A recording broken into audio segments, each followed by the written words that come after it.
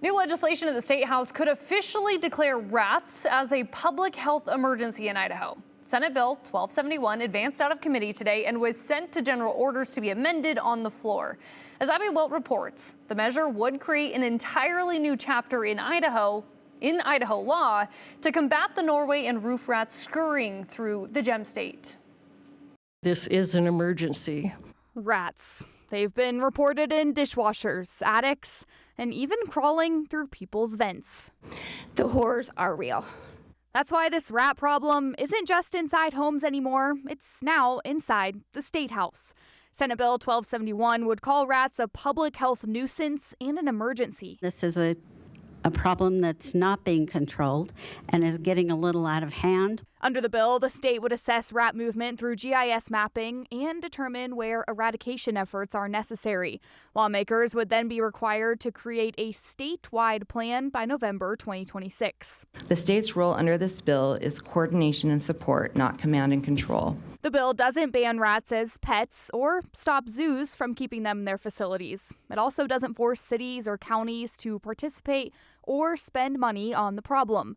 But that leads to the question, where is the money coming from to get rid of the pests? We have an issue here and we have a problem that needs to be solved, but unfunded mandates is not the way to do this. The Senate Agriculture Committee was split Tuesday, with some lawmakers saying if the rats did require funding, it might not be feasible with Idaho's $40 million budget deficit in fiscal year 2026. If this necessitates funding later on, are we prepared to do that in the year that we're in right now? And some were concerned that putting the rat issue as a priority would set a precedent for other rodents in the future. If every potential bug or animal comes in and we legislate for that we're going to be mired in paperwork forever. Ultimately, the bill moved forward for an amendment, with lawmakers planning to clarify that funding would not come from cities or counties. So it's 5 in favor, motion carries. Meanwhile, residents that are still dealing with rat infestations say time is critical